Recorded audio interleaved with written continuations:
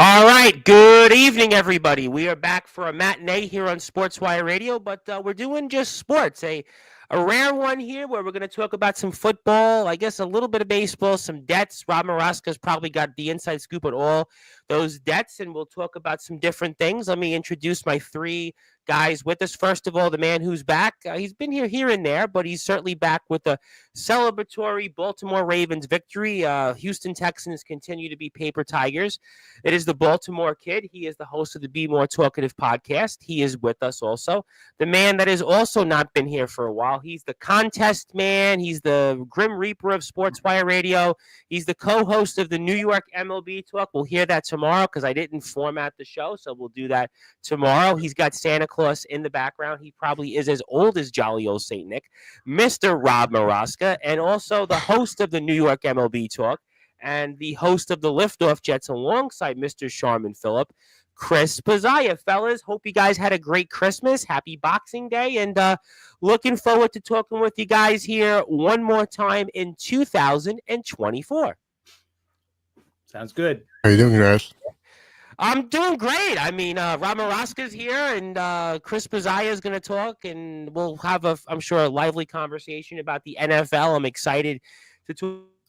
I have to open up with a death that did kind of hit me in the sports world, and that's Greg Gumbel passing away. Greg Gumbel, and the guy who was basically the voice of, I think about college basketball, March Madness. I also think about some of the stuff with the NFL, and passes away at the age of 78. I didn't even know he was sick, and I'll go with maybe Chris first because I feel like Rob will give us a long eulogy, but let me go with Chris first. And yeah, this one hit me. I don't know why. This one hit me more than Ricky Henderson for whatever reason, because I didn't know anything that he would be a voice that would just keep going. He was on, what was James Earl Jones? This is CNN. That was kind of Greg Gumbel almost for March Madness. And talk about this and really sad day here in the sports world. Yeah, you know what? I didn't know he was sick. I don't think anybody knew he was sick. He had cancer. Really sad. You know, I mean, we grew up with him on CBS Sports. Yep. On the NFL Today, the pregame, and then he was doing the games itself. So if you liked football and, like you said, college basketball, he was the big voice. CBS guy. Yep. A lot of CBS work. Yep. Yeah, definitely one of the legends in sports media for sure. So really sad. And his brother just stopped doing Real Sports on HBO. I think last year was the ending of it. So he's I think 2 years younger than his brothers. So wow, I didn't realize that the Gumbels were in their 70s. Boy, we are getting old. Yeah, they've been around. Think about it. They've been around the whole time we've been watching sports. Well, maybe not Rob, but I know for me. Rob probably remembers God watching sports. Yeah. So they've been around the whole time. So really sad, man. I mean, still, it's not even old. That's young in these days now, 76, 78. Yeah, 76. But, condolences to his family. And, it's not much more else to say about him, Rob, you want to share something? Because I feel like you'd have to know something about Greg Gumbel. I mean, I'd have to think you'd know something about this guy. And before I let TBK something, we're the younger guys. I mean, I knew who he was, but I mean, I'm sure you've seen him through the whole, his whole 78 years in existence. Yeah, well, the NFL Today, definitely. CBS Sports. He was play-by-play and studio host for CBS Sports. I didn't. But NFL, he called NFL games, right? If I recall correctly, right? Mm-hmm. And he also did multiple Super Bowls, and he did also Olympic games too. So really, I didn't realize, he was sick. I don't know if anybody did, like Chris said. And also, I didn't realize that he was 78. And Chris just said that he's 2 years younger than his brother, Brian Gumbel. So that means 2 years older. He's 2 years older than Brian. 2 years older. Okay. I didn't even know that they were in their 70s. I mean, he just looked the same to me. So very, very sad. The voice of a generation. And, bad news. Yeah, definitely. Sad. You think about college basketball, CBS Sports, and he was.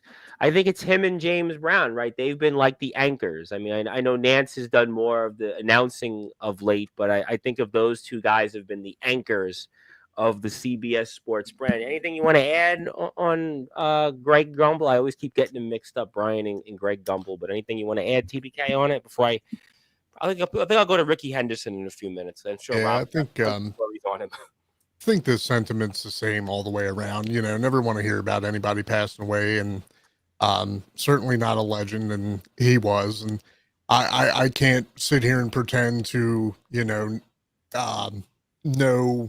an extensive amount about the man, so I'm not going to. But yeah, I know him best. If I had to relate him to myself for the Mile High Miracle Call for us, so I mean, that cool moment, one that I'll always remember, certainly being a fan, and condolences. That's all I can really say on that. Yeah, for sure, and definitely, 78, and time definitely goes on. And thank you, Zilla, for tuning into an episode. I'm sure she's going to be like, "Who are these people?" in terms of sports names, but I appreciate that very much. But I think I do want to talk about the NFL, but I do got to talk about Ricky Henderson, because that death obviously did touch a lot of people in the world, because the A's, they're moving to Sacramento. They're calling themselves the A's, and Ricky was there at the end. And Ricky Henderson would have turned 66, I think, on Christmas, right? And he passes away at 65 last week. And a guy that did span a number of generations, a guy who played a rare 4 decades. I mean, you think about the guy that holds the all-time record for stolen bases when he retired, held the all-time record for walks, runs scored, 3,000 plus hits, American League MVP, had the stolen base record. I mean, just a guy here, also played in New York, played for the Yankees, kind of an interesting time in their history, played for the Mets, the 1999 Mets, was a really productive player on that team. Famously, the next year had a card incident where basically was playing cards, was supposed to come into a game, I think in Pittsburgh, and wound up getting released, I think, like a week later. And a guy that just played and played. He was even playing independent league baseball into his late 40s. I mean, so this one's definitely a surprising one, because he looks pretty good. I mean, he looks pretty good when they showed him at the A's games at the end, and a guy that just had an amazing life, very colorful figure. Ricky being Ricky, kind of, he was Manny Ramirez before Manny Ramirez, kind of one of these guys that everybody was compared to, and the greatest leadoff hitter, changed the game, I think, exponentially, what he could do, and with his bat, what he could do on the bases. I mean, nobody's even close to that 1,400 stolen bases. I mean, you think about the all-time leader, was it Starling Marte, and he's like, forget about it. If he gets like 50 more bases stolen, I'd be shocked. But maybe I'll go to Rob Maraska, because Rob, I'm sure, has got he's ready for this one. So, I mean, Rob, Ricky Henderson, baseball legend, one of the all-time greatest athletes, I think, of all time, passes away, unfortunately, at the age of 65. Yeah, and I'll tell you, I was shocked when I heard that. At first, it was like a couple of rumors, and then it was verified. He's too young. No one's ever going to break that stolen base record. Like you said, 1,406 stolen bases. He was just amazing to watch. And, Ricky was Ricky. He always referred to himself in third person, which was funny. And, he was a character. He was one of baseball's characters. There's so many stories, true and not true, that are attributed to him. But like I told Chris when we were taping our show, one of the funniest stories, and then, they say it was false, was when he went to play for Seattle, and John Olerud. I heard about that on an interview somewhere, right? Yeah, John Olerud was in the locker room, and John Olerud wore a batting helmet when he was out in the field because he had an aneurysm. And Ricky Henderson went up to him and said, when I was on the Mets, we had a guy who wore a batting helmet in the field too. And John Olerud said, yeah, that was me. But now they say that that's not a true story. But that's one of the funniest legendary stories about Ricky, and just sad. I mean, look, like you said, he looked pretty good that last game in the Oakland Coliseum, and it was just a shock. But he had pneumonia, and that's what he passed away. I didn't know that. Okay, that's obviously terrible thing. And 65, just guy again played forever. Was playing independent. I remember he was playing in the independent league, I think, like up until maybe 2 or 3 years after he retired. I remember they did a story on him and he was still playing, and people were like, well, why are you still playing? And he felt like he said he had unfinished business. So it was guys like him, guys like Jamie Moyer that kept playing, Jesse Orozco, Julio Franco, another guy, but we know why he kept playing, because he had, performance enhancing things. But, one of those guys just kept playing. Chris, I know I'm sure you'll talk about it on the podcast tomorrow, and I'll play it on the radio. But, anything, with Ricky Henderson, obviously as a Yankees fan, I'm sure you saw him in the heyday with him in the 80s, right? Mattingly, Winfield, and just, an incredible player, for sure, and passed away way too soon. Yeah, no, definitely. That was one of my happier days back then in the 80s, rooting for the Yankees when we traded for Ricky. He was one of my favorite players outside of the Yankees. And when they traded for him, that was awesome. Didn't last as long as we'd like, only a couple of years, 3-4 years. But I mean, when you talk about Ricky, I mean, I don't think anybody gives him this much credit, but he's like a top 10 player of all time. Yeah.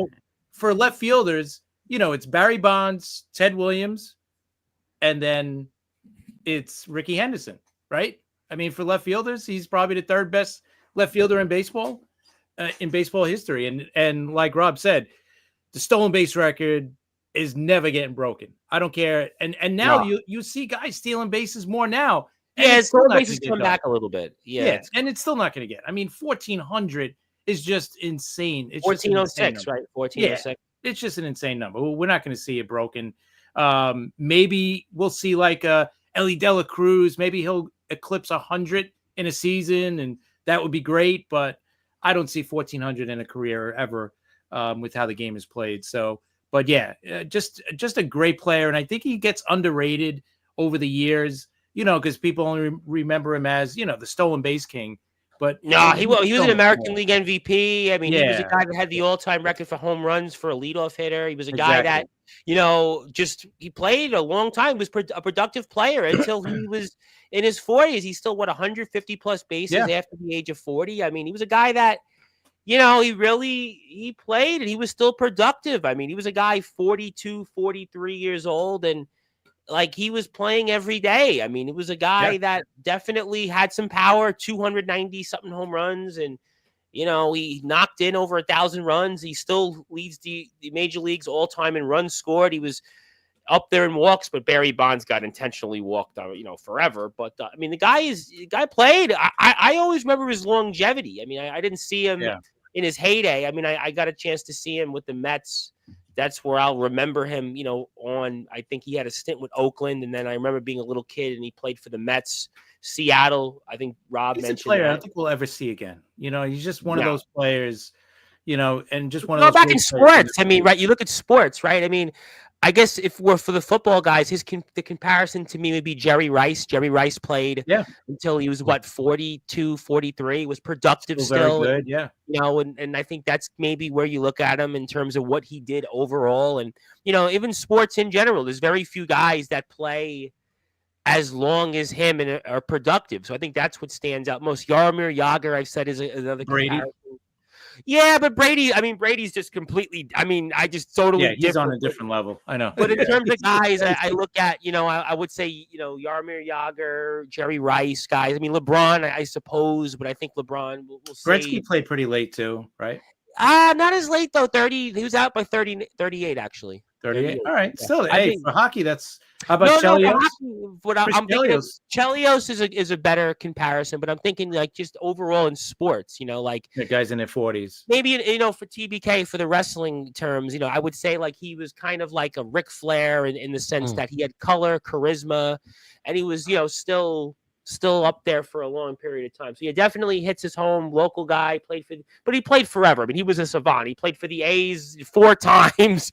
He played for the Yankees. He played for the Mets. He played for the Padres twice. He played for the Angels. He played for the Dodgers. He played for the Red Sox. He had a cup of coffee with teams, right? With the Blue Jays he played for. He played in the independent league. I mean, he played forever. I mean, he played what an amazing journey. Anything you want to say about Ricky Henderson, TBK? Anything you want to add on him before we go to football?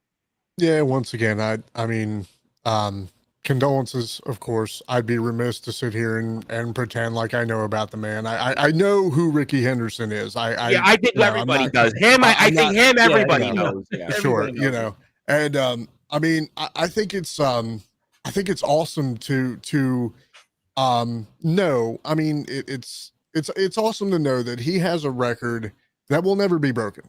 That is his and his alone. This might sound insensitive. I'm trying to be so careful with how I word this. We're all going to go out at some time. At some point in time, we're only here for a short amount of time. I mean, look, I knew a girl who died with the flu at 19. I mean, unfortunately, these are things that it's life. Unfortunately, Sure. At some point, our number is going to be called. It's going to be up. So he's going out on a hell of a high. He's a legend forever. And like I said, to go out with a record that'll never be even close to touched, but what a way to go. The guy had a hell of a life. No, he definitely did. I mean, and you look at his career. I mean, even at the the end of it, even with the Mets, he hits 320 with them, and almost 320, and he hits almost 60 something RBIs, knocks in. He leads the American League in walks with Oakland at near 40, steals 30 plus bases with the Mariners in 2000, and even with San Diego, he has some big moments. The guy had he played. He wasn't just a guy hanging on.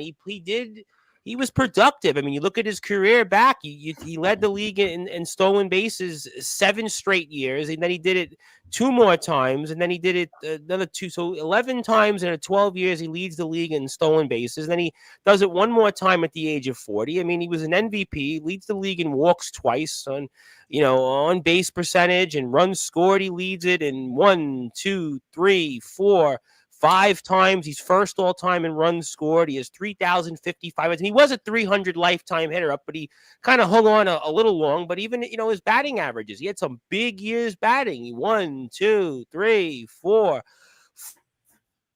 6, 7 years. He hits 300 or better. Guy was a hell of a player. He changed the game for leadoff hitters. Now everybody expects, Mookie Betts to hit home run, or, Brandon Nimmo for the Mets, or, anybody else out there. So just an amazing career. We wish him well, and we'll get to Joe Dell later. He says hello. Thank you, Joe. Okay, so we got those debts out of the way. Let's obviously talk about some football here. Are you ready? And I guess I'll go first. Yeah, thank you, Joe. Yeah, God rest Ricky Henderson. Ricky Henderson, 65. Definitely didn't see that one coming. But maybe I'll go first. TBK's here. The Baltimore Ravens win. I don't know has there ever been a score of 31-2. I don't know if there's ever been a 31-2 score in NFL history, but I guess Merry Christmas. And now the Ravens control their own destiny, as the Steelers certainly had squandered plenty of opportunities in the red zone. There's fingers being pointed there about who's the quarterback going forward. We'll have to see. But TBK, you got to be a happy guy because the Ravens controlled their own destiny. And after an impressive win and impressive back-to-back wins here in a span of a few days, and maybe the Ravens, after all, will have a couple of home playoff games in Baltimore, and maybe they should be in the discussion alongside Buffalo and Kansas City to represent the AFC this year in the Super Bowl. Oh, absolutely. Like I said, I mean, we're never out of it. We are our own worst enemy. Going forward, the only team that can take us out is us. I mean, I said it before. I said it again. I'll say it again. If you look at the games that we lost this year, why did we lose them? Penalties. We lost them because of bonehead plays, just things. Justin Tucker having a bugaboo year, like things just not clicking, not up to our standard. We, by all intents and purposes, should be undefeated, but we're not. We are where we are. So I said it. This team, for whatever reason, has a propensity for playing down to teams that we should smash and dominating teams that we have no business dominating. Now, if you look at the performance over those last 3 games, we look like a whole new team. The defense has absolutely come back to life. I don't know I did hear that there was some kind of come to Jesus meeting. I don't know what was said. I would love to have been a fly on the wall for that meeting, but somewhere along the way, guys just started stepping up, started making plays. The best thing that we did was moving Kyle Hamilton back to deep safety. Kyle is an absolute game wrecker. That kid's future is so freaking bright, and if we keep him healthy, if we keep him happy, it could be a bit of a stretch, but we could be looking at the next Ed Reed in Baltimore. Well, I mean, there's no question the last couple of weeks, I mean, statement wins in national television's televised games against Pittsburgh and Houston, and two teams that are obviously going to the postseason, two teams in similar directions. And, look, they were talking about this the last couple of days here on NFL Network on Sirius XM, and there was a good point that was made that, sure, Steelers beat Baltimore early in the year, a game you certainly want to have back, but this is the time that you want to be gelling, and going into the postseason right now, Baltimore is kind of the team that they were supposed to have been and where they were last year, and that may make them as dangerous as anybody else is out there right now. I mean, this is also a team that had O-line concerns very, very early in the season. I had watched so many recaps of the Ravens-Steelers game, and one thing that was just irritating me that wasn't brought up was the total shutdown of TJ Watt. He didn't make a single play all game. His number was not called. They were able to take out an absolute game wrecker from the game in its entirety. I mean, it's like I said, I know sometimes I can come off as a homer, as biased, because I love my team, but I know my team. That's why I said to you guys last week, the Chiefs, Patrick Mahomes, is absolutely the Ravens' kryptonite for sure. And I know that Josh Allen is having a crazy year. That I don't know if I've ever said it on Sportswire, but I am also a Bills fan. My dad, my dad grew up in Utica. Before the Ravens were established in Baltimore, he was a Bills fan. I have been a Bills fan. I love the way that Josh Allen is playing right now. But I'm telling you guys, mark my words. If the Bills have to come here for whatever reason, or even if we have to go there, because we're playing good on the road too. Well, I think Buffalo. Well, I'll say this, and I want to say hello to Mr. Texas Red himself, who's here, and I know he's back on here in a couple of weeks, and he wanted to say we are talking football. Yes, we are definitely talking football. Are you ready? But Baltimore and Buffalo are, at the end of the day, in the same boat. I mean, somebody here has to win and go deep. I mean, so, if these two teams will meet, I don't know if that'll happen. But at the end of the day, one of these teams is going to have eventually a victory here, and they're going to go and probably square off with Kansas City again. But I mean, listen, Buffalo, again, it's still proven. I mean, Buffalo has been time spot after spot. Baltimore was here in the AFC Championship game, didn't get it done. But, I'm sure 2/3 of America are rooting for anybody but the Kansas City Chiefs. So at the end of the day, I mean, two-thirds of America. I mean, and Rocky said, I see Buffalo going to the Super Bowl. He said, don't sleep on Green Bay. Yeah, I mean, I've been hearing that a lot. People were saying that. Yeah, for sure.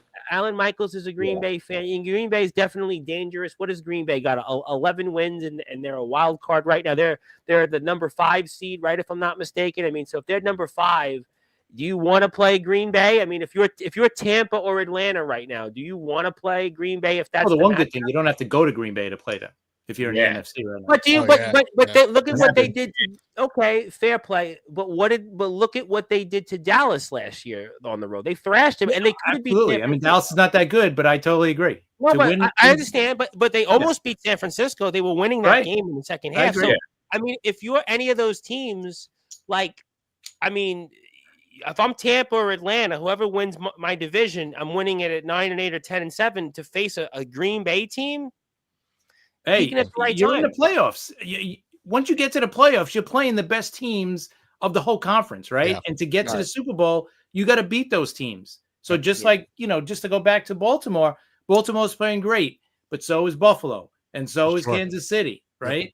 And you got to beat those teams to get to the Super Bowl. And right now, we know the road to the Super Bowl in the AFC, once again, unfortunately, goes through Kansas City and TBK. Which I'm going to get to Kansas City in a minute. Right. And Ron wanted to say that, right, because Minnesota's ahead of them, although Minnesota and Detroit play one more time, which will decide. And I'll say this about Baltimore, too. Like, Baltimore, talent-wise, to me, has the talent to be the best team in the league. But, all right. So then, but to what TBK is saying, yeah, they shoot themselves in the foot too many times. We do. But they do have the team to make a run to the Super Bowl. But could you say, though, that eventually in sports, these teams like Baltimore and Buffalo, who've been there knocking at the door, don't they eventually got to get over the hurdle? Don't they eventually got to win one here? They have to, because you say that every year. I mean, well, I mean, it's like I said, I might be biased, but I'm still a realist. Like, at the end of the day, this offense, Lamar has never had an offense like this. You've got arguably the best running back in the league on your team. You've got playmakers at the wide receiver position. You got Mark Andrews, who started off shaky, but reminded people very quickly that he's still Mark freaking Andrews. Isaiah Likely is not a sleeper by any means. Yeah, after a while, something has to give, because then you're going, okay, is it you? I mean, you've been given the keys to the Lamborghini, man. You got to drive.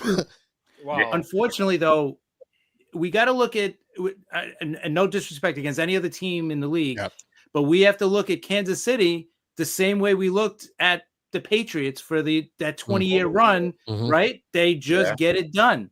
And they also have, the Chiefs also have that mental advantage over every other team. Games they've been there, they've also been better defensively. At the end of the day, they have that advantage, because any team goes into they are the Kansas team City, to beat. Right? Every team that goes into playing against Kansas City, no matter what the score is, if they're leading, if Baltimore's leading in that game going into the fourth quarter, in the back of their mind, they're saying, "Man, we've never beaten this team. We got to get them this time." Like, they already have this mental. Oh man, we can't let them beat us. Like, they already got that. Kansas City's not thinking that way. Kansas City's saying, we're going to beat these guys. In their belt. They've been to another. They got the confidence. And it's weird, because New England had it for all those years. They might not have been the best team on the field, but they beat, they ended up being on top. Yeah, I mean, you see this in sports from time to time. You looked at, obviously, the Yankees when they won the 4 World Series in 5 years. You looked at, in the NHL, the Lightning, won back-to-back Stanley Cups, got to another. They had that Pittsburgh as well, and in the last decade, win 3 Stanley Cups. I mean, so we see this. Kansas City's now been on an incredible run, but I mean, you'd have to think it would end eventually. Let me get to Ron real quick. No disrespect to TBK, but Baltimore is going to choke it where it counts. They're the Eagles of the AFC. The Eagles went to 2 Super Bowls in the last 6 years, and they won one of them. So they won one. I wouldn't say the Eagles choke, but but I understand what he's saying. But again, they're facing the Kansas City Chiefs, who are going for their 3rd straight Super Bowl this year. So which nobody's ever done. 3 to this day. Nobody's got to beat this team. I know it sounds stupid, but I think on paper, if we're looking at roster to roster, Baltimore's got the best roster in the AFC. Yeah, but they don't win these. Absolutely. They don't win Super Bowls. Right, they don't win the game. But maybe this is their year. Well, maybe it's Buffalo's year. Like you said, I'll tell you straight up. The other thing that that we have a propensity to do is when we get to these big games, we forget who we are. Right. Like Todd Monken, you cannot forget who your running back is. You cannot forget about Derrick Henry the way that you forgot about Gus Edwards last year. And like I said, okay, I understand Derrick Henry, Gus Edwards, not in the same caliber, not in the same league, but Gus Edwards, when he is scoring your team's majority of touchdowns, especially in the red zone, and you're not giving him the ball. You're completely abandoning your identity to let Lamar have his moment, which is great and all, but it's not gonna give you the ring. It's not. Lamar is a fantastic player. He has proven it over and over. 2-time league MVP, wonderful, great, awesome. But this year, like I said, he has weapons, and he has got to remember that this is the Baltimore Ravens and not the Baltimore Lamars. Well, let me get to a couple people who do want to say hello. Let me get to some people. First of all, want to say hello to my buddy Nathaniel Rage, who wanted to pop in. I wanted to give him a little plug because he is here, and he's also on YouTube. He's got a new video out, and he's wrestling a Rage. Not that Rage that used to come on here, but another Rage, his brother, actually. So if you'd like to hear, give him a follow. He's at 114 subs. I'd appreciate it very much. And he is also a part of TPW. So definitely check him out. And he has got a lot to say, and he'll be back on Sportswire. Who knows? Maybe in a few days there. But thank you, Nathaniel. Let me come back into Ron. Josh Allen's getting MVP, but Lamar Jackson's got better numbers. So we're looking at it based on record. So who gets the MVP then? Is it Josh Allen or is it Lamar Jackson? It's so close. It's so this close. This is the tightest race I've seen in so a long close. time. MVP. There's about 5 guys you could probably give the MVP to this year, right? You got Josh Allen, and you got Lamar Jackson. Don't forget about Derrick Henry. What he's done for the Ravens. Yeah. And look at what Saquon Barkley's done for Philly. Yep. I think right? Barkley's been. I mean, what a difference he made for that offense, right? They were missing that part, and the Eagles, other than the Commanders game, they were on quite a run. I mean, you could definitely make a case for Barkley. You could say Joe Burrow. You could also, throw in. Yeah, Joe Burrow's got the numbers. Sam Darnold. Sam Darnold's having a great year. Boy, Jet fans love hearing that. But Jared Goff. There's so many guys. Jared Goff was one I was gonna think about him. I mentioned Jared Goff a long time ago. The way that he has absolutely just taken that team to heights that they've never been and may never be again. Like they've never been 13-2 in their history. No. I mean, you would be foolish not to mention Goff at this point because I mean, imagine he takes them all the way. Goodness gracious. Like give him everything. Give him all the things. He deserves them. And the Joe Burrow one's fascinating, but I'd have trouble. I mean, this is kind of like in baseball. You give somebody he's on a losing team. I get it. Yeah, if they go 7-10 or 8-9, I can't. He'll probably get some votes. I think he's going to get some votes, though. It's going to be statistically he's going to get it. Now, if they sneak into the playoffs, I mean, Justin Gianelli was talking about the complicated scenario. Maybe, I suppose, but I do have trouble giving an MVP to a team that's like 8-9. If let's say the law of logic, let's say they go 8-9. I don't know. I have a problem. No, I don't think he'll get it, but I think he's going to be top. He's definitely getting top 10 in the MVP. I don't have a problem getting votes. I just don't think a guy on a team that likely doesn't make the playoffs should get the MVP. I just think it has to be. Yeah, he won't get it, but I'm just saying he'll be. Yeah, top 10. I mean, the Bengals are scoring 1 million points a game. Yeah, you can't just say, No. I get that. I have been very, very vocal in my dislike for Joe Burrow, but I will be honest. The numbers that he is putting up are insane. And I will not deny that. I didn't like Brady, but Brady's the damn GOAT. Okay. There's just some things that you can't deny. Okay. Part of me thinks that it is what it is. Going to blow out Denver tomorrow, and it's going to come down to the game in Pittsburgh. I don't know. I mean, I don't know about that. You never know. With the Denver NFL, going you to never Cincinnati, 1:00 game, cold. I don't know. Part of me thinks Cincinnati does. I mean, Justin Gianelli was like they could make the playoffs. I'm like, I don't know if they'll make it, but I don't think. You know what? I got a question though.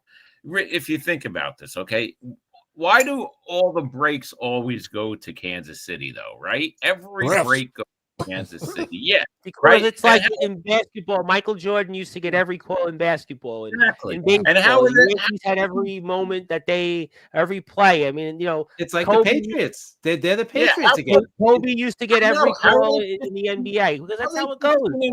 Here, How are they 15-1 this year? I don't know. And let's bring something else up. The Patriots got investigated for cheating. So the Chiefs, you know what? Again, it goes back to that mental advantage. They go into every game thinking they're going to win, and until that last second is counted, they think they're going to win the game. So remember when who did they win by blocking the field goal at the end? What game? That was a few weeks ago. That wasn't long ago. Was it Denver? No. Was it the Raiders? Yes. The Raiders? Might have been, yeah. I think it was. Yeah. But I mean, that's the kind of mentality they have. Like they're gonna fight right to the end because they know they've done it before. Hey, listen, Carolina on the road, Kansas City finds a way to win. Yeah, but that's what the great teams do. They find ways to win. They don't find ways to lose. They find ways to win. Well, I mean, that's calls, BK. You're right about that. They get the calls. Yeah, and they do. They absolutely no doubt. But listen. We see it all the time in every sport. The stars will always get the benefit of the doubt. We'll say it that way. Anything close, they'll probably get it right. Tom mentioned LeBron James, Michael Jordan during his run. All the time. Used to get it all the time. Yeah, you know it. I mean, I mean, that's just unfortunately, depending. They got the capital. They have the capital that puts them where they are. I mean, Ron wants to say Sam Darnold's run won't last forever. Yeah, I mean, that's an obvious one. I mean, I would think. We're going into the last 2 weeks of the season, so it's lasted pretty long. Well, Ron was always Captain Obvious. Maybe not in the playoffs, but it's gotten through the season, and it's going to get him a nice paycheck this offseason. So look at it that way. Well, you know what? I mean, the two local teams are going to be looking for quarterbacks. I think the Jets. I don't know. I don't think him, but... Jodell wants to say, can someone talk Steve Cohen into buying the Jets? I don't think that's happening. Thank you, Joe, for the wishful thinking. I think this person's here for you, TBK. You support is it the Carolina Panthers you support? No. Okay. No. I love her very much. She's a dirty, rotten liar. Well, you know what? They beat the Cardinals last week. I mean, they're playing good football. I mean, they can't say that there. Who else we got in here? Thank you for that. Jordan Love has become a great quarterback, I'm proud to say. Jordan Love is definitely he's playing great, man. Packers always get it right. Listen, Favre had a long run with them. Rodgers, they missed 1 year, and you got Love now for a couple years. So it's a franchise that, like the 49ers used to be. You had Montana, the young. You have certain franchises that get it right, that they find ways to, get the quarterbacks and have success with them. They don't rush them, right? Dallas take is their time like that developing them. Danny White, Troy Aikman. I mean, they're just a franchise that. Just look at what the Green Bay did, right? With Aaron Rodgers, they made him sit for a couple of years, and then he starts, right? Mm-hmm. And the same thing with Jordan Love. He sat for 3 years, and then boom, he comes right in. And like he's saying, he's playing great. Yeah, I mean, Green Bay and Minnesota are so fascinating in the fact that these teams are going to be wild cards, and I'm a division winner in the West or the South. It's going to come down to that last week, right? Minnesota has to play in Detroit last week of the season. It's probably going to be the Sunday night game. And the West, right, is the Rams and Seahawks, right? That's going to determine the West, right? Right. But Minnesota plays Detroit, and if Minnesota beats Detroit, then Minnesota gets the number 1 seed. And they win the division. How about that? 14 wins could be a wild card. That's a crazy thing. It would be amazing if Minnesota could pull that off. If they could win that game, all year we've been saying Detroit's going to be in the Super Bowl. They're playing great, but they've gotten the injuries to their defense. Yeah, too many injuries. So now Minnesota could come in. Can they beat Detroit though? In Detroit, that's the big story. And Derrick Henry set the Ravens record for touchdowns, right, this season for running back.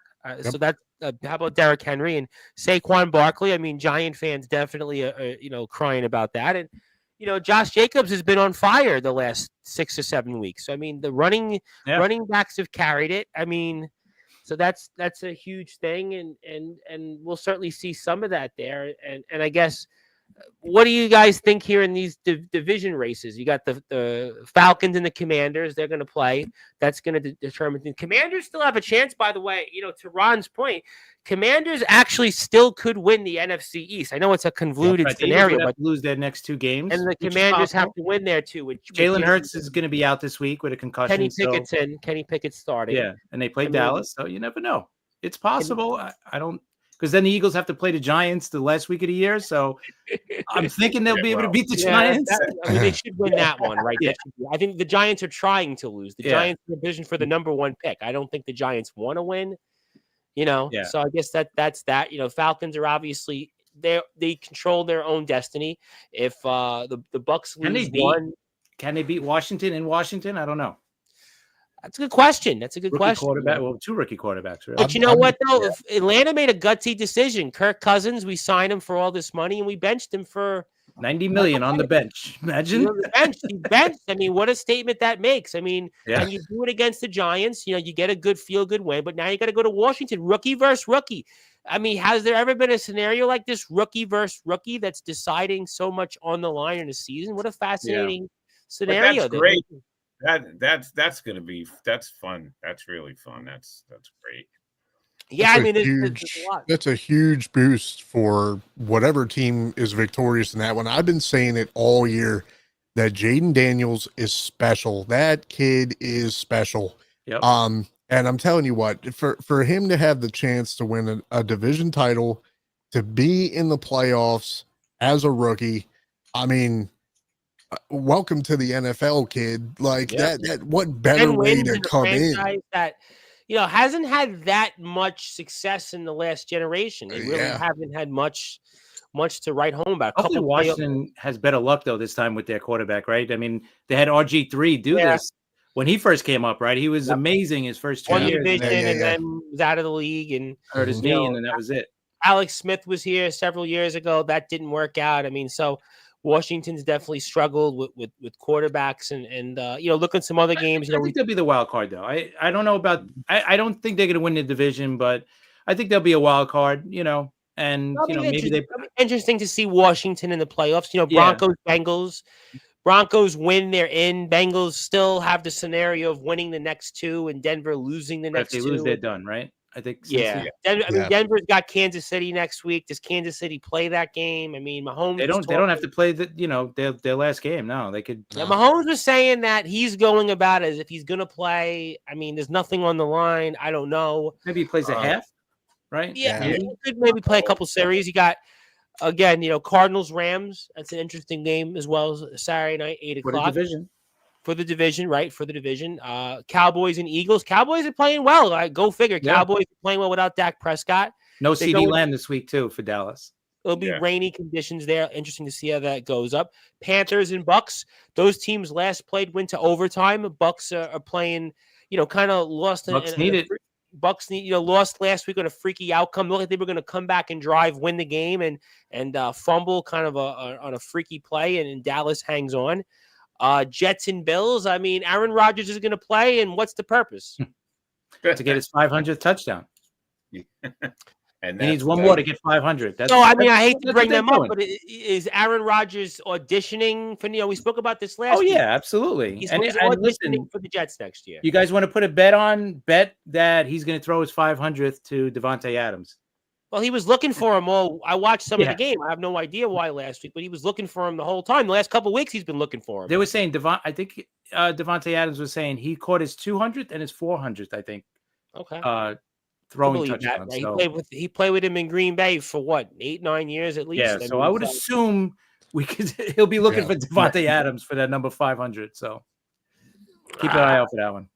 All right. I mean, again, the Jets doesn't matter at the end of the day. Matter. Right? I mean, Jets kind of were the Jets trying to lose last week. I heard you guys talk about this on the podcast, you and Sharma. Where the Jets didn't I don't think they were trying to lose. I mean, they don't have to try. Every time they're like 4th down. It was like. It was just bizarre. It was like, but I mean, they should have had far more points. And every time it was 4th and 1, we're going for it. It was so stupid. I was saying it as a joke. I think Olbrich he probably told the team, listen, we're not punting at all this week. They easily should have had at least 6 more points instead of what they had. I'm just curious. They had the time of possession. I think they owned the ball, 32 minutes of the game? The first half, they had it at least, I want to say, 17 of the first 22 minutes. I mean, Rodgers played well in the first half. They just didn't get points. I mean, right. So they'll be in Buffalo. The weather conditions will be crap. It's part of rain. You need to score. Colts and Giants. I mean, Colts are sort of alive, but they should get a victory, right? The Giants are haven't won a single game at home all year. The Giants haven't won a game all year at home. That's horrible, a bizarre stat.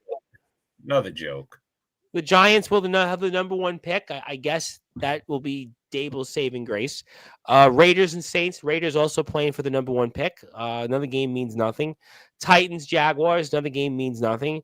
Dolphins, Browns. I mean, Dolphins are technically alive, I guess, but they'll find out by kickoff because they'll have games played tomorrow. I think, right? They need Cincinnati to lose, right? And the Chargers to lose or some combination of that. So we'll see. Dolphins, we were talking about this last week, always seem to go 8-9 or 9-8. Packers, Vikings, 4:25 p.m. game. I mean, that's obviously, a game in itself right there. Huge. Packers are obviously in the playoffs, but they can certainly do a lot of damage to the Vikings' chances to get the top seed and win the NFC North. Falcons, Commanders, we spoke about, and Lions, 49ers, Monday night. I mean, too bad we couldn't have flexed the Lions, 49ers for the Packers and Vikings there, huh? That would have been nice. Yeah. But the Lions obviously need to win. 49ers are decimated with injuries. Joe Dell wants to say, we Jet fans get more excited about tax season than football season. Yeah, but you know what, though? Yeah. Jet fans, I'm sorry to say it, though, but Jet fans ain't getting away with this one because every Jet fan was like, Super Bowl this year. Yeah, Super Bowl. Rodgers full year.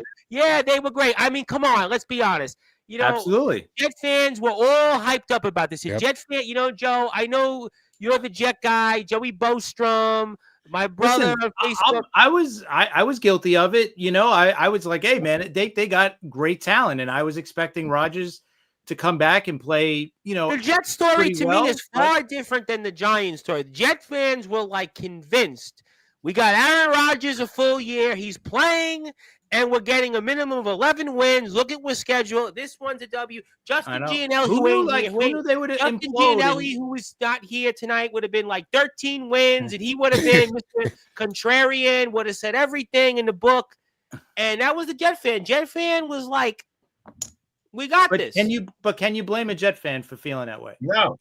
Nope.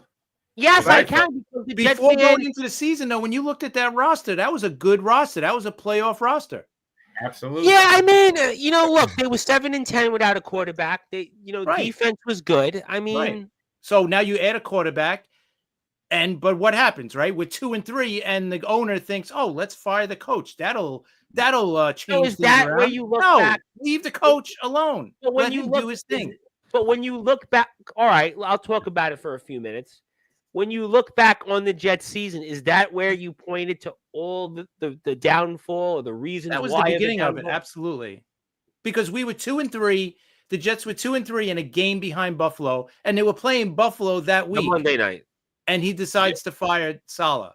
And then to not just fire him, but to bring in a coach, but to say, okay, Ulbrich, who has never been a head coach, take him away from the defense. And Ulbrich, you know what? And I don't want to pile on this guy, but this team has lost also 5 games in the fourth quarter with leads. Right. And I'm watching last week's game.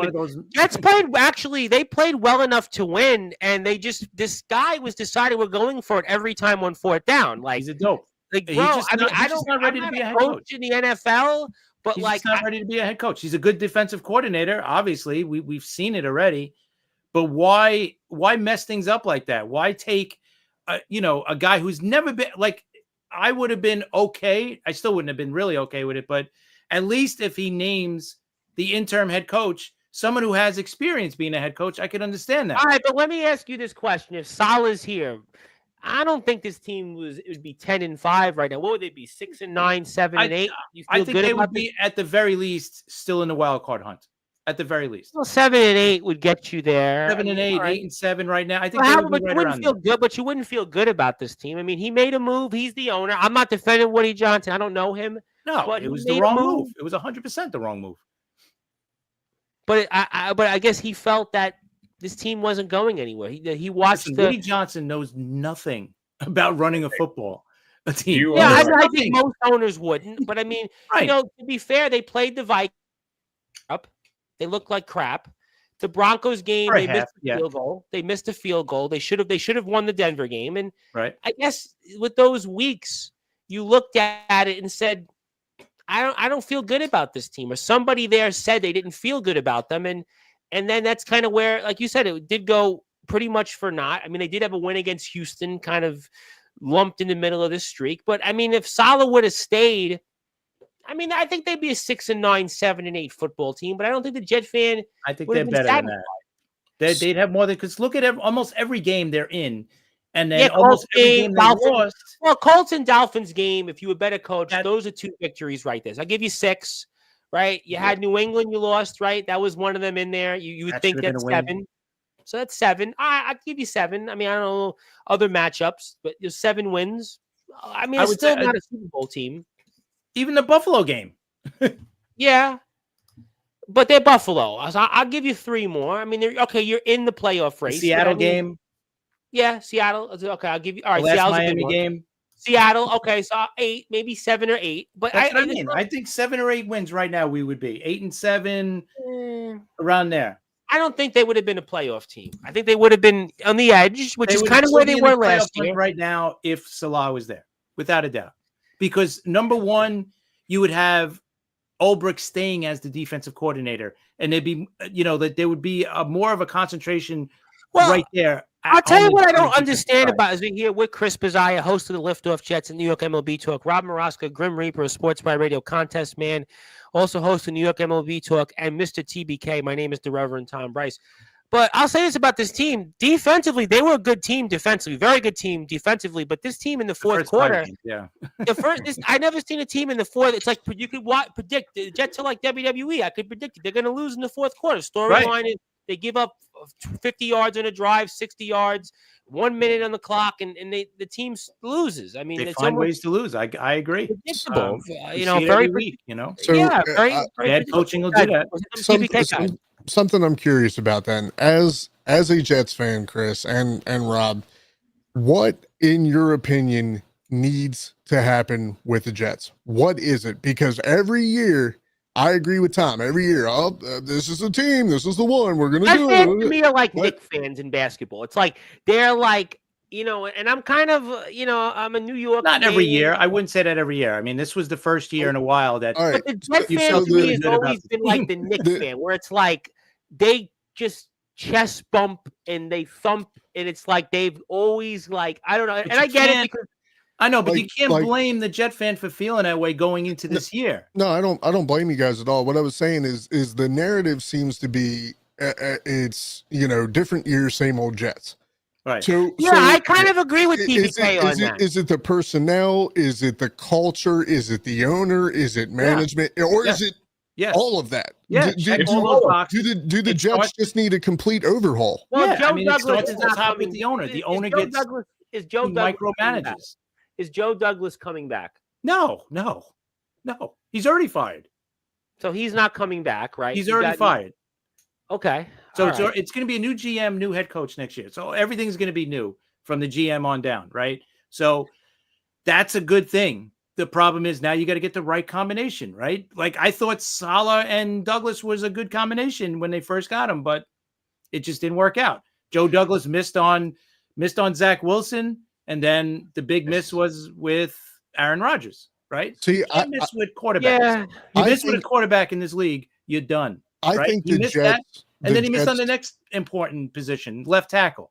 He missed with Becton.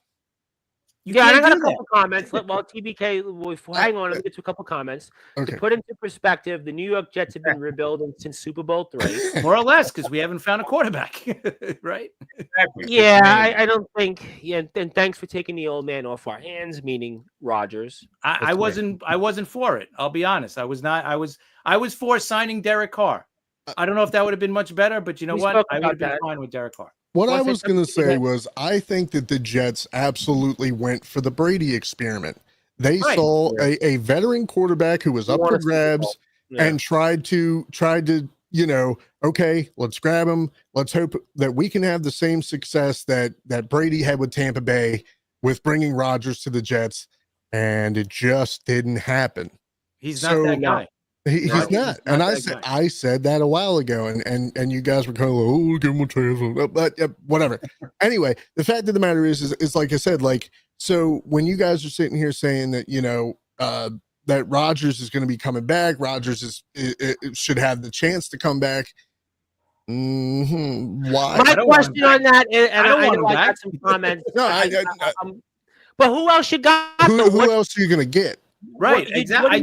Where are you right now? 8th in the draft. So you're not getting a quarterback. You're not getting. I look at next year as like a dead year, like a rebuild year. It's like you said, no matter what, whether Rodgers comes back or not, it's a dead year, right? Because Rodgers is not going to turn. He's going to be 42 next year. What do you think? He's going to get better next year? No, this is the best he's going to be. You know, it's funny you said that. I'll get to some comments in a minute, but I forget who it was. It was Tom Brady who actually, of all people, said this, and he said that, you know, you fight to at least keep the way you are as close as possible. You don't get better after. So after the age of like 35, right? That's it. You don't get any better, but what you're doing is you're fighting the eventual decline of your skills. All the time is Aaron Rodgers is like right in the middle of that. I mean, let me get to some comments. He's at the end of it. Where's a lot of my buddy, Mr. Silas Walker, who's in action tomorrow against Mr. Chase Wakefield, and Silas and I have become very good friends, and I want to. And they have. Everything is cleaned out. Trust me. After this year, the GM's already fired. He was fired about a month ago. So. I think we all forgot about that. Yeah. Would you take Sador Sanders to the Jets? He ain't going to be available, though. No, right? He's not. He's going to be gone after the first or second pick. So. Well, the Jets ain't going. I mean, even if the Jets lose out, what are they looking at? 6th? Maybe. Most, right? Okay, this is wild and crazy, but just let me play devil's advocate here. If he were available for whatever reason, like before the Bucs snatched him up, had you guys considered Baker Mayfield at all? I don't know if that was the name came up on a Sportswire. Yeah, I don't think Derek Carr came up here in the past. We spoke about that. Okay. Derek Carr was a name. You know, he was coming off a couple of years in the playoffs, had a good year with the Raiders, was statistically good, didn't have the right situations. He was a name that was thrown out there. But, you know, he wasn't that great with New Orleans, to be fair. I mean, he wasn't. He wasn't, but he's also not a dinosaur. He would have had more of a chance. I just want to add one thing on Baker Mayfield because I've been listening to a lot of football talk recently.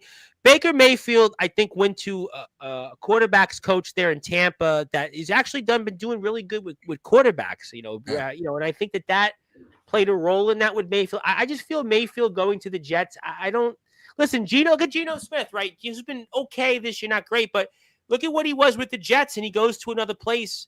The Jets, it's almost like they're allergic to quarterbacks. I mean, Sam Darnold was brought up earlier in the show, right? That's in itself a situation, right? Geno Smith, I mean, he was barely in the league for a while, and all of a sudden, the last 3 or 4 years, he's been to a Pro Bowl. Sometimes it takes a while for these guys to develop. And the Jets have never really, Chad Pennington had some good years, okay years, right? I mean, some of you older guys. Yeah, he was good. Ken O'Brien, right, had a couple okay years. He was good.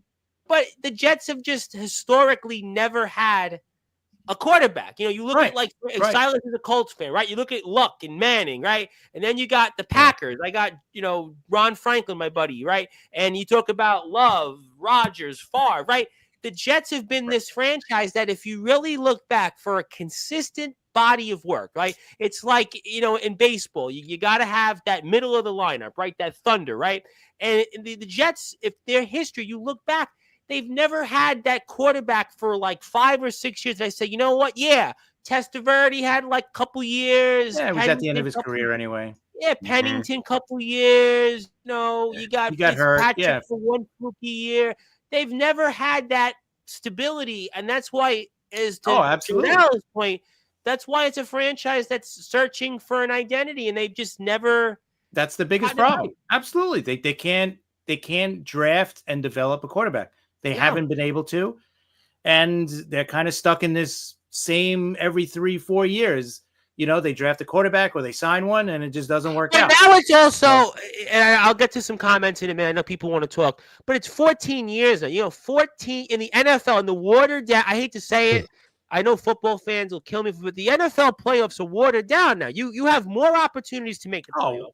You got more games. Yeah. Listen, it shouldn't take you more than 3 years to rebuild in the NFL. 14 seasons without a playoff spot? Come on. That's embarrassing. I agree. One back in the day, if Rob Maraska was alive, 1 wild card, 2 divisions. All right, I'll give you that. But like 14 years in a row? Yeah, in this day and age, winning season in 14 years? In this day and age, it shouldn't take more than 3 years to rebuild a team because of the salary cap and free agency and the draft and all that. It shouldn't take. I look at the Chargers. Years. They bring Harbaugh in, and all of a sudden their ills are cured. They're back. It just shows you coaching matters, and they also had the quarterback in place. They also had they had a talented roster. Yeah, now all you needed was the coach. Yeah, I think that's just an instance of the Jets. Everybody was like, all I saw on Facebook in my timeline: Jets Super Bowl, Jets Super Bowl. You know, my brother, season ticket holder, Jets Super Bowl. I got you. Trust me, I've seen this. Well, Jets Super Bowl. Well, We're going around in circles because before the season started, think about it. You're taking a team that was 7-10 with Zach Wilson as their quarterback. Now you're putting Aaron Rodgers on that team, and you think, wow, okay, this caveat should be a playoff team. Understood? Right? No, I understand, but the only caveat with Aaron Rodgers was the year before, not the year with the injury. The year before, it wasn't his best year. My last memory of Aaron Rodgers was the game that they needed to make the playoffs Sunday night in Lambeau Field and against Detroit. He shit the bed. Right. That's my memory of Aaron Rodgers. He wasn't good that whole season. He supposedly had a broken finger. Yeah, no. That was the excuse. I'm not giving him an excuse, but that was his excuse. All right, let me get to a few comments. Let me get to a few of them. TBK, here's the lowdown. Joe Namath made a pact with the devil, got to win a Super Bowl in exchange with the team, never winning another one till Namath dies. Well, how old is Namath now? Was he 80? Listen, I've been trying to make a pact with the devil for years now. You shouldn't ask. We have Nathaniel. Well, Nathaniel Rage is here. He actually is the devil. So if Nathaniel Rage is here still and people want to make deals with the devil, he's literally the devil. I mean, he told me the devil last week was a good guy, literally. I've been trying to talk to him, but he's not listening to me. He's the guy here. So if you want to talk to him, he'll listen. My soul is up for grabs. Let me go to Silas next before I let Nathaniel Rage come. I don't think the Jets are going to have real success until they clear house. I think you mentioned that. It's time to trade some people for cap room and picks. It's possible. It depends on the new GM and head coach, right? They're going to come in, evaluate the roster, and see what they're going to keep. Thank you, Joe. Thank you, Joe. Hello to Silas. And Rob remembers leather. Did they wear like leather helmets in the 60s? Did they wear them? I got to see the Jets win. I got to see the Jets win a Super Bowl. All right, so wow. I did not. Time out. You actually remember them winning the Super Bowl? You actually remember? Yeah. No, you come on. Yeah. Funny. What's that? Why is that funny? I remember the '69 Mets winning the World Series too. But you had to be like 1, 2. I mean, like I was 6 years old. Steel trap. All right. I mean. All right, so they win in '69. Did you think that? All right, the Jets are going to win more Super Bowls. What did you think? Honest question. Listen, here's what I told Chris. I thought everything was going to be great. The Mets won the World Series, right? The Knicks won the championship, and the Jets won the Super Bowl. I'm like, all right, this is great. And then I mean, the Knicks win again in '73, and then. They haven't won since, but they did have some good runs. The Mets every 7 years are good. You got 86. You've had every 7 years, but to this Jet franchise, it's like, I mean, they've had very little success. Yeah, it's hard. Very little. Well, especially for the last 20 years. I mean, you got to look at who's the owner to start with, and he gets involved too much, and he has no business doing it. I get it. He owns the team, and he's allowed to do it, but he just doesn't know what he's doing. You know, it would be like one of us dealing with telling a doctor how to perform surgery. You know what I mean? Like we have no business doing that, you know? I did try that as a pickup line once. I was in a bar in Bay Ridge. I don't drink, and I was in a bar. I won't say the name of the bar in case somebody would look it up. And I did try that actually to pick up at least 1 or 2 girls, and it didn't work. They're like, you're not a doctor. There you go. I tried. But you tried, right? I did try. I mean, I did pull out my wallet. I mean, I thought that would give me a you got to shoot your shot, Tom. You got it. I did, and it didn't work. But their last try again. That's all. You keep trying. That's 15 years ago. That's 15 years ago. And not when the bar. Right. I mean, I'm talking about Mark Sanchez and Rex Ryan. That's 15 years. And Mark Sanchez. Their last recent success. Yeah. I don't remember him as like a great quarterback. I remember him. They had a great defense. I remember them with the defense. I don't remember them. Defense and running. A great running game back then. Yeah, I think this Jet team, I don't know what to tell any. I mean, I guess you could say, well, the Commanders, look at their turnaround this year, but they got a quarterback. yeah, they had a quarterback come in here. I mean, TBK made a good point about Baker Mayfield. I mean, but there's not a Baker Mayfield kind of quarterback Yeah, the out Jets here. are probably a good year or two away from, like at least getting that quarterback, because they're not getting it this offseason. Maybe the next offseason. Here's the only like dream scenario the Jets or the Jet fans could look for is possibly if Minnesota re-signs Sam Darnold. Okay. Maybe they'll trade JJ McCarthy. And maybe the Jets could pick him up. And then that's your future quarterback. I don't know. That would be a dream world because I don't think Minnesota would trade him, even if they do sign Sam Darnold, which I don't even know if they're going to do. They should, but I don't know if they will. I know Jet fans won't like this. I was hearing Jameis Winston is a name to come in here. But that's what you're going to get for next year, right? Because like you said, nobody's available. Are you going to get Cooper Rush to come in to be your starting quarterback? Like that's what's going to have to be. I mean, it doesn't play terrible.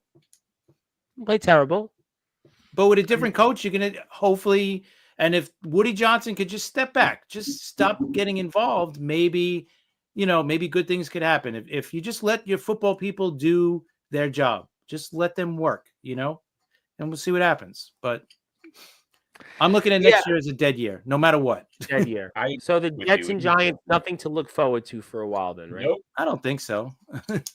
Well, the Giants especially, too, in that division. I mean, there's no bad teams in that division now, right? Philly. Washington now is good. Hey, Dallas, you know what? I know people piled on Dallas, but I give them credit. They said hanging in. They're not going to make the playoffs, but to be 7-8 in a year that they should have been 4-13, 5-12. I mean, McCarthy's going to come back. I'm convinced after beating Tampa. I mean, I don't know if they'll beat Philly. I think he'll come back and get another shot. I mean, I think the Giants have a tougher path in the sense that Washington, right, quarterback. Philly's been a perennial Super Bowl contender for a few years now.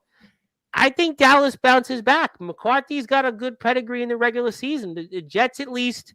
New England's dead for a while. I mean, Miami's book them 8-9, 9-8, and Buffalo. So there's a better path for the Jets to come back. The schedule, looking afar, schedule will be a little easier next year if you could look at it from that standpoint. I mean, I don't know. I'm just trying to rationale. I mean, from maybe if you're a Jet fan, I guess it's Rodgers played a little better in the second half. You were in a lot of games. Maybe you give him one more year. I said it last week on the show, and he played to me well enough last week, even still to say one more shot. I mean, I don't know what else to say for the Jet situation. Let me get to Joe Dell, the butt fumble.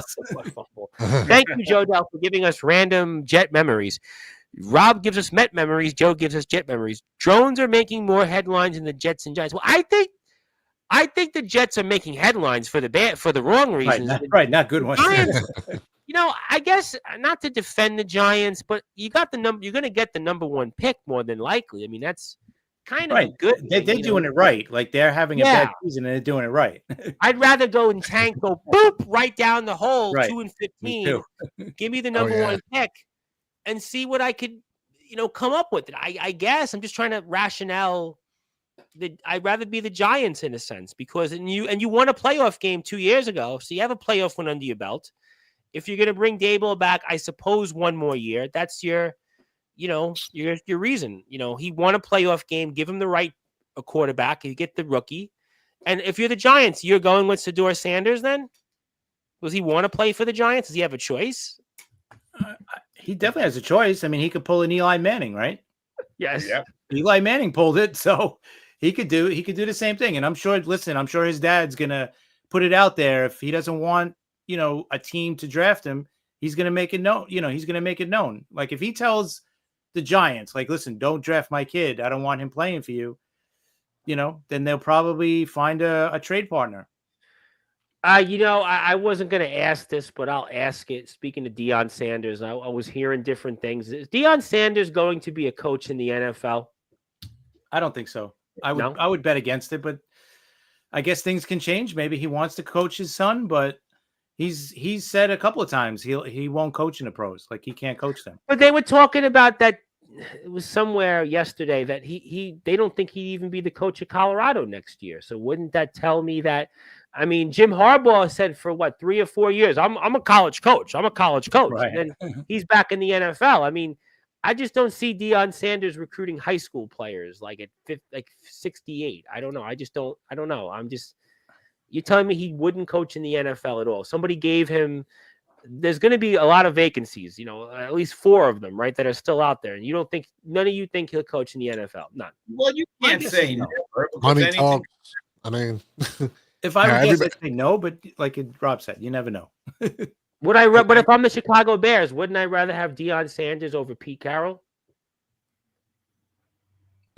Pete Carroll's won. Yeah, he's 73. 73. How old is Deion? 60 something? 58, I think. 58. 58's, I got you with the age, but at least he's a proven winner. Deion hasn't proven himself yet. No, he's got 2 years. At the end of the day, he hasn't won a college championship. He hasn't coached in the NFL. So you're taking a big risk with him. But people are going to give him a pass because he's Deion Sanders. I mean, I agree. He was a Raven. Yes, he was. Raven. Joe Dell wants to comment. Even when the Jets get a first-round draft pick, they blow it. Yeah, I mean that's the point taken. The Jets, they haven't got them at least off the offensive side of the ball. The Jets have had good defensive first-round picks, but offensively, I mean, Keyshawn was okay for them, but they had him 4 years, right? I mean, they haven't had that many great offensive players. Deion coaching. No, he is coaching. He coaches for the University of Colorado, the Buffaloes, and they're nationally ranked. And he turned them around from a perennial ran to a team that's nationally ranked. That's why I brought him up. And they were talking about him maybe leaving Colorado yesterday. So, and his son is going to probably be the number 1 draft pick. So, we'll have to see. Any other NFL stories you guys want to touch upon before we move on to a few final things? I think Rob's got you're announcing a contest tonight, Rob, or you have a winner? I heard you talk about that. I don't have the winner because I want to give it one more week. I'm going to it's the Juan Soto. You're going to get them to tune in here live. I mean, I was like, here, they're on X. Get them here. Get them in here. They want to win it. Get them in here in the link. It's all good. I do. No, I do. I always add you to the link. No, not me. I mean them. They need to come. All the people on X, they should come. And, I know, and I tell them. A couple of the beginning ones did, but I'm going to give it another week, and I'll put that in tomorrow. Okay. So. Let me get to one more thing. Anthony Richardson hurt, probably out Sunday. Speaking of people who I shouldn't bring up about football, our friends here in Roseburg, Oregon, who were here Monday night, BTW, now Born to Wrestle, in the great state, God's country of Oregon. He said hello, and I won't mention RTG and RJS's 49ers because, it's unfortunately one of those years. Anthony Richardson's out Sunday, no practice all week. That does hurt the Colts a little bit. I mean, I would say so. you still expect to win though this Sunday. Though this one you expect to win because you're playing the Giants. Yeah, I don't know if it'll matter. I mean, I guess you could say I don't know if it'll matter because you'll know when you take the field because you got to hope for a Chargers loss and a Broncos. I forgot who else. I could pull it up for you. Yeah, right who else do they have? Because he quarterbacked earlier in the year. Not Jacoby Brissett, right?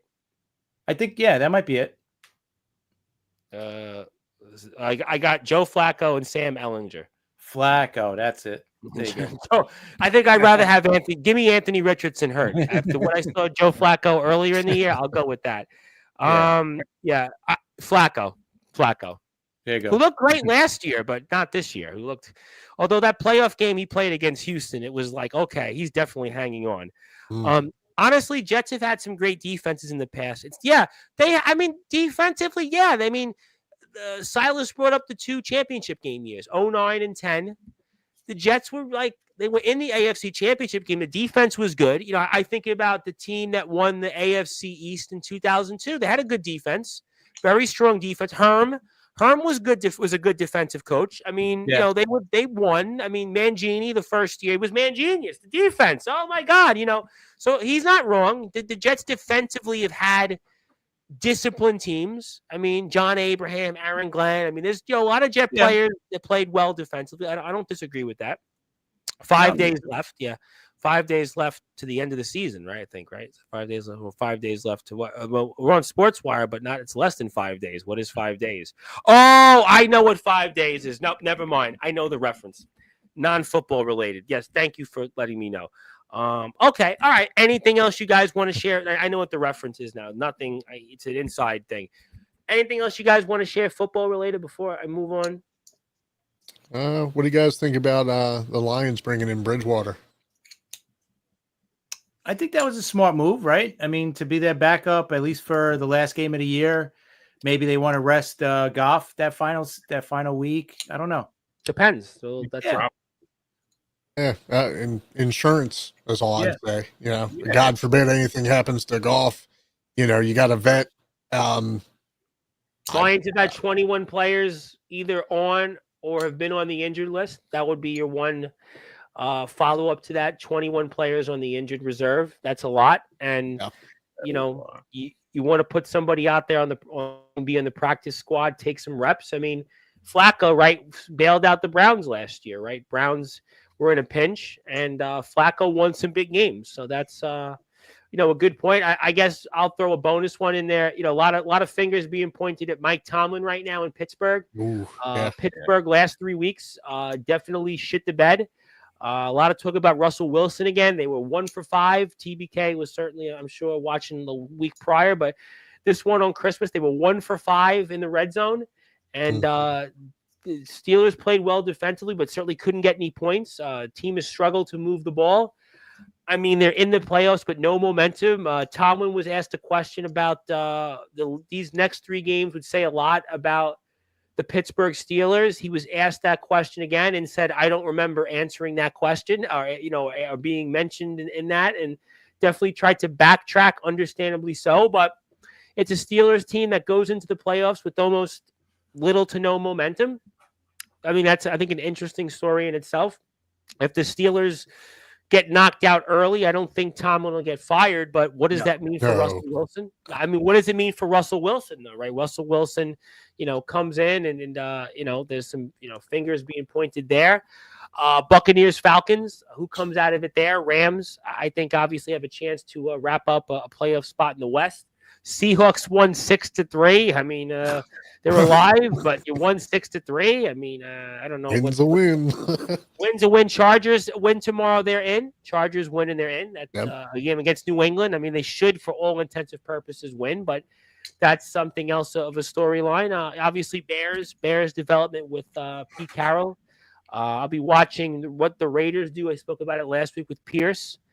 I think those are pretty much most of the storylines here. I don't think there's anything else I'm really missing. We spoke about Atlanta. Houston's struggling going into the playoffs. Houston's kind of back. You never like seeing teams back into the playoffs. We have it now with Pittsburgh and Houston, certainly. I just think it's fascinating to see what Atlanta does these next 2 weeks with a rookie quarterback. Rookie versus rookie. I don't think I've seen that. And that's kind of where we're at. I think we pretty much ran the gauntlet. I mean, obviously, I know, Rob for baseball. I mean, Alonso hasn't signed yet. I mean, that's pretty much out there. I don't know much more else. I mean, it's kind of a dead period. I'm sure maybe there'll be some things to develop. So anybody else want to share anything else off their chest before we get to closing thoughts? No, I think, just going back to football quickly, I think in the AFC, it's going to be Buffalo, Kansas City, or Baltimore. Out of those top, those are the top. I think those are the 3 elite teams. Yeah, I think there's 3 clear elite NFC, I think it's a little more wide open because Detroit's got so many injuries. I think that's kind of opened up the door for, Philly, Minnesota, Green Bay. I think it's kind of opened up the door for those guys. You buy the Rams at all? Rams have played 8 of 11 or something like that. You buy them at all?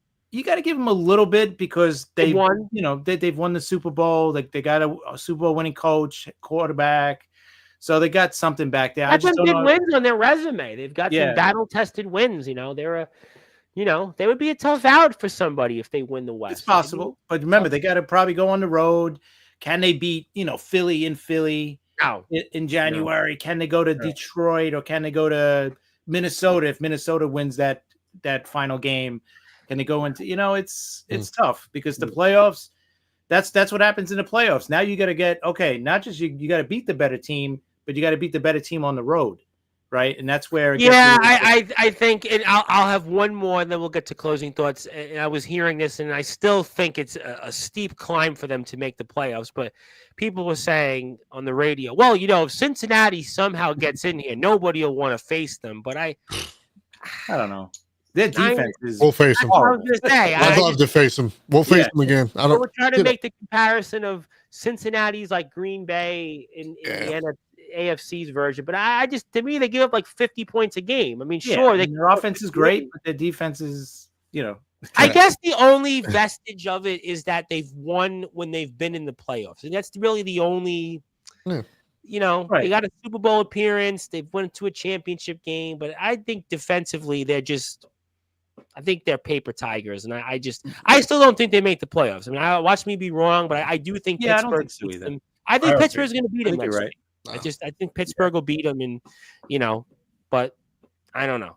But all right, so obviously spoke about a lot. This was the last time we'll have the Friday show on the air, but we'll be back next week. Randy Dillon will be back. So myself and TBK with Randy will talk about WWE. We'll talk about the final Raw in USA. We'll talk about Cody, Kevin. We'll talk about a few other things, and we'll bring Rob afterwards to share a Met story. No, we'll do some football, baseball, one more week in the NFL. So Rob will have the contest next week. So Rob, I'm going to go with you first, and definitely Happy New Year. Always good to have you back here, and glad that you are with us. And Joe Dell has been animated tonight, and definitely hope you have a Happy New Year, Rob. Thank you for all your hard work, and anything else you want to say, I pass the baton to you.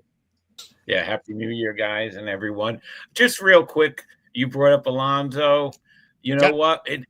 This is another Boris move again, where he put everything into Soto, of course, because that's where he's going to make his big money.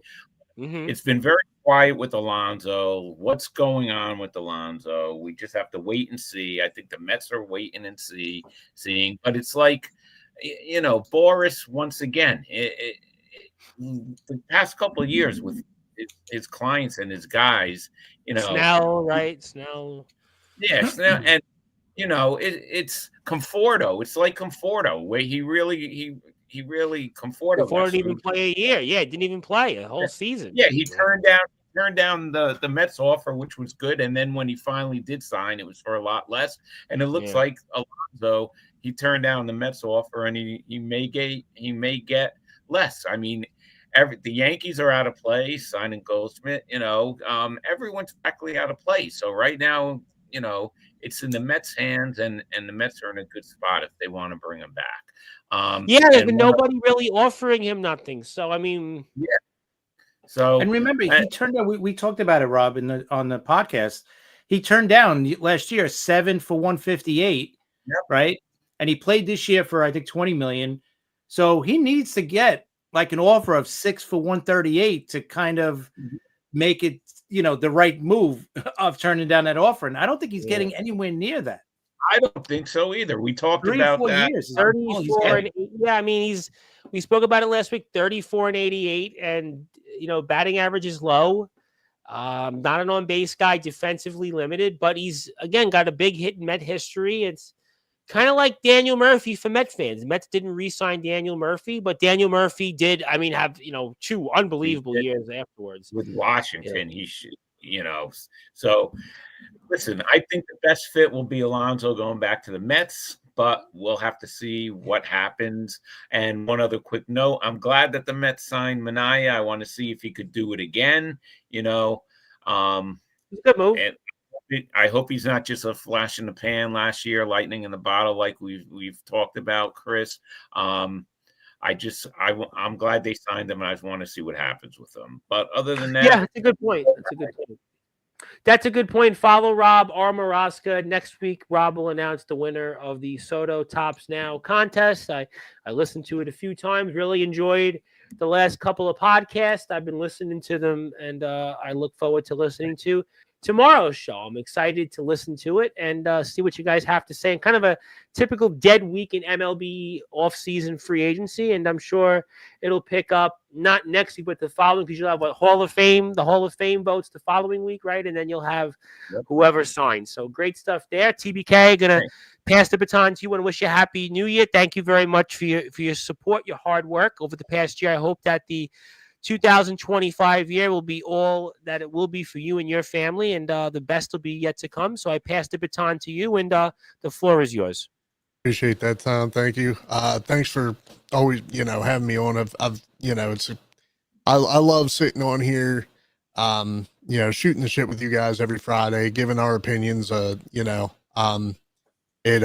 It's been a constant in my life that for this year, as fast as it's been moving, I cannot wait for it to be over with. So, I've heard a lot of people. I got to be honest. I've heard a lot of people say this year that they just, some years people are like, this year was great. A lot of people this year did not have great year. I really have noticed that a lot. People, because I'll ask people this that come on here, and a lot of people like, I just didn't have a good year. I just, I unfortunately, that's kind of unfortunately does happen. Yeah, but 2025 is right around the corner.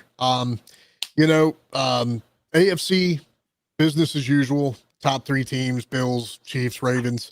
Like I said, for the Ravens, our biggest thing is going to be consistency. Don't forget your identity when it matters. I think consistency is the key to getting us over the hump. If we remember who we are during the regular season and carry that over into the big games, I'm not gonna say we're gonna win it all, but we have a damn good shot. NFC though, like this year, man, like I don't know about you guys, and I'm not out on the field, and I know if any player respectively in the NFL heard me say this, they'd be like, well, you get your ass up off the couch and come do what we do. But for, a league that is arguably as soft as it's ever been, this year seems more competitive. Also, the MVP race is so close. There's so many wild card teams in the NFC that have an absolute chance of making their Super Bowl appearance, that making that big run. I would love to see the Lions go all the way. I really, really would. But then, like we said, the Packers are still a factor. The Vikings are still a factor. And again, I'm going to say it. I don't know why, and I could be wrong, but I'm still looking at Washington for whatever reason. I'm not, again, I don't think it's going to be some miracle or whatever, but again, Jaden, that kid is special, man. And I really want to see him do well. That's it for me. Yeah, you know what? I was talking about this with Gabe Sayers yesterday. It was a YouTube channel where he does forgotten football players and different positions. And I was saying Washington is an interesting team. I think that they would be a very dangerous out because young quarterback, unpredictability. That's interesting. My point was I'd like to see somebody other than Kansas City get there, at least in the AFC. And the NFC, it's a lot more wide open. I mean, I think Detroit is where most of America would root for it. As I say, anybody but Kansas City in the AFC. But we'll have to see. TBK's on Instagram. I give him a plug, give him a follow. And Chris, I'm going to pass the baton to you one more time here in 2024. I look forward to playing the pod tomorrow. I have the Liftoff Jets in the rotation. We'll play it again after tonight. We're off the air. And anything else you want to say for closing thoughts and such? And take it away. Thank you, Tom. I appreciate it, guys. Great show as always. Just looking forward to the end of this NFL season. Obviously, as a Jet fan, I'm not looking forward to the end of the season. I'm looking forward to it just to end. But it's going to be a fun playoff run. I think for both conferences are, like I said, the AFC, it's those top 3 teams. The NFC, I think it's wide open, and it's going to be a really fun watch in January to see who gets through and who gets to the Super Bowl. So we'll see. But in baseball, like you said, it's been a quiet week, but there were some moves. People were disappointed the last couple of weeks. I noticed. People were saying, "Oh, I thought there'd be more moves," and really wasn't. Yeah, around the holidays, right? I think it kind of calms down a little bit. Maybe after the new year. But even before the last week or two, it wasn't like winter meetings. We had Soto, but there wasn't that many. I was expecting Corbin Burns to be signed by now. I'm shocked he's still out there. Santander still out there, still right now. Yeah. I haven't heard anything about that guy. Nothing about him, which is like I said, like that is a dude who, again, 44 I know. Home runs. Yeah. I mean, switch hitter. I know, like I said, at this point, he could absolutely be seen as a bargaining chip. But again, for a player who 100% expressed his want to stay here, maybe you just let the guy have it. Let him. These guys, maybe they're not a detriment to the team at all. Santander, and it's crazy. Baltimore's got the new owner. He's got money. It's not like money, right? I mean, I don't get it. The general manager did an interview a couple weeks ago, but said that his defense was, we have made moves, we've made trades, we've given up players. We are trying. We don't want to just give up or spend on something that we don't think is going to go with the overall part of the program. I mean, I don't know. I mean, but you know what? I think they still got to replace Corbin Burns. You're letting your ace go. Now you're going into a season. Are they looking at a Japanese pitcher? Or did they sign a Japanese? Yeah, we signed a Japanese player. And now I think that was the point that he was making. Well, we've made moves. I mean, I don't know if Gary Sanchez is the move though. I don't know if that's Gary Sanchez.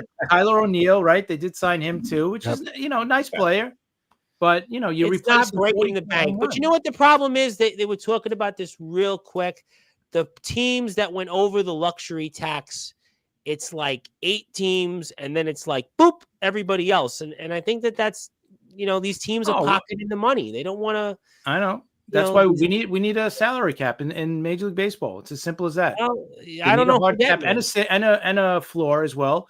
To force those. And it was really 3 teams that pay into the luxury. Well, 4 really. It's the Yankees, the Mets, the Dodgers, and the Phillies. And then it was like the other 4 teams. It was like they didn't pay that much. It was like the Braves, the Giants, the Cubs. I think the Red Sox were in. No, the Rangers. The Rangers. Yeah. I think there was maybe 9, and they didn't do what they paid was like $2 million or $500,000. So really, which is nothing. Comes down to is these teams, they're pocketing the money, and it's not good. I mean, it's not good for the sport. It's not good for the fans. So, but we'll see. Hopefully, things change. Hopefully, things get a little busier. And I not that far away from spring training. Rob's already, guys are excited. It's December 27th. It's a month or so away, right? 7 weeks. It's crazy. 7 weeks. Like 7 weeks. Before we know, it'll be here. So that's it. Listen, you gain 1 minute of light. I know it's going to be a cold winter this year, but we are gaining light 1 minute. So I think Alonso's going to fall right back into the Mets' laps. It's as simple as that. Maybe we'll see. You know what? Never know. We're gonna find out. Somebody might just want at the last minute give him a big Here's money a prediction: the Mets are going to end up with Alonso or Bregman. Yeah, I think the Met fan would take that. I think they'll still want Alonso more than Bregman, but we'll find out. We're going to definitely talk about it next week. We'll talk about whatever. Definitely talk a lot of football, talk some WWE. Obviously, a lot of WWE stuff will be whatever the last week on USA Network for Raw. Talk about getting ready to the Rumble. So you're getting ready for Mania season. We'll be here for a while these next Fridays. I don't think I'm here with anybody for a while on Fridays. So I want to thank everybody for tuning in. I'll be here tomorrow with Rad Dad Radley Belmont, 9:30 p.m. Eastern Time. I will be here, I think, in some form New Year's Eve. I may just have an open. You want to celebrate the New Year? I think I'm going to do that. I'll let you know further. But I'll be here tomorrow, 9:30 with Rad Dad Radley Belmont. But until then, everybody tuned in here. Joe Dell, thank you, Joe, for tuning in. Thank you, everybody else. I see I've got a handful of people on YouTube still. So hit the sub button, follow these guys. Rob will have his contest on next week. And we're joined here by TBK, Mr. Baltimore Kid of the Be More Talkative podcast, Rob Maraska, contest man, Grim Reaper, host of the New York MLB Talk, Chris Bazaya, also Liftoff Jets, New York MLB Talk. My name is the Reverend Tom Bryce, your voice figuratively and literally. We're all sports and all wrestling matters. And if you're on sportswireradio.org, I see a few of you out there. You'll go back to your regularly scheduled programming here coming up, and we'll be playing the Liftoff Jets throughout the next few hours. And I'll see you tomorrow, 9:30 p.m. Eastern Time. But until then, good morning, good afternoon, good evening, wherever you are on the number one global radio station that is Sportswire Radio, where all sports matters and all